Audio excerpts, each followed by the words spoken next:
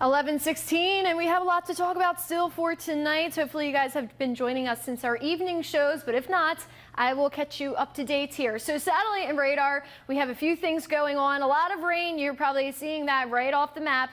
We do have our hurricane, Isaias. It was a tropical storm. It was upgraded to a hurricane as it began to organize, but it will fall into a tropical storm category once again as we enter into tomorrow morning. That's because once it goes on land, it kind of loses a little bit of its power. What happened today was it was in that warm water and it started to organize. These are heat engines. They love the warm water. So in the meantime, we have this other system that's draped across Ohio. This is our stalled out frontal boundary that's very slow moving. We've been waiting on this system to cross through all day long, and I had the timeline of overnight into tomorrow morning. Even by tomorrow afternoon, we will see a few showers as an after effect of this system rolling through. Right now, it is producing some heavy rain across Ohio, as well as some storms with thunder and lightning, gusty winds. While we are sitting nice and dry here, the cloud cover has been on the increase the last couple of hours, but I'm not really expecting much from this system until at least the overnight early morning hours of tomorrow.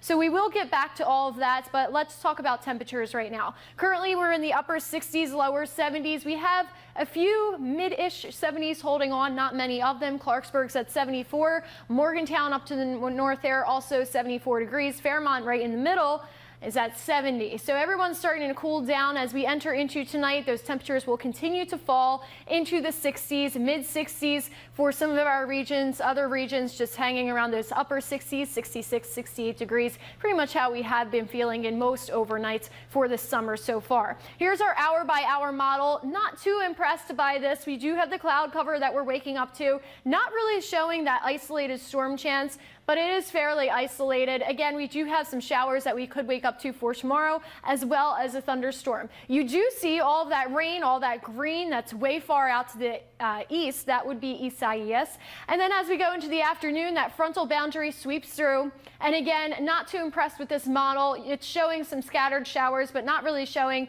our storm chances. That's because they are fairly isolated. I'm not expecting too much of a punch with these storms on the way. But let's talk about Isaias and the track that we're looking at. As we enter into tomorrow morning, it will be towards Virginia, and by that point in time, it will be a tropical storm, or even less than that. This icon here that has a hole in the middle, that's a tropical storm icon. When it's closed center and it doesn't have that hole in the center, it would be a hurricane, which is what it's at right now if you go ahead and look at other maps. But currently it is about 40 miles southwest of Wilmington, North Carolina.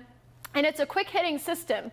By tomorrow morning, it will be out of our hair and it will be way up to the north tomorrow afternoon, I should say. Let's look at the winds and see how the winds could impact us. Will they impact us? Not really. Virginia beaches, Maryland beaches, even Jersey beaches and Delaware beaches are going to be dealing with those gusty winds. Some storm surge also possible, even after it's no longer a hurricane and it's now a tropical system or post-tropical system, still can have some tropical storm winds. That would be that yellow of that area of yellow.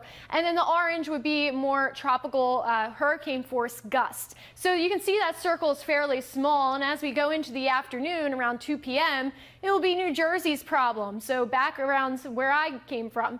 So we're not really dealing with this. It's a little bit too far out to the east. We may have a breeze come tomorrow, but that's mainly because we have a cold front passing through our area, as well as those rain chances. Both are really tied more to the system that's coming in from the west, that's over in Ohio, more so than that tropical system. So keep that in mind.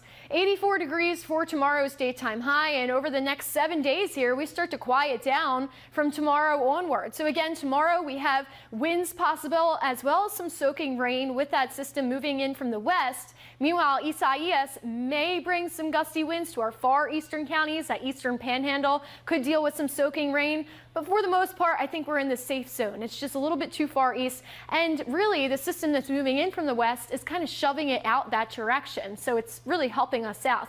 Next couple days after that, we're sitting in the mid 80s with some sunshine, cloud cover, and yeah, some solo showers, mainly along the mountains.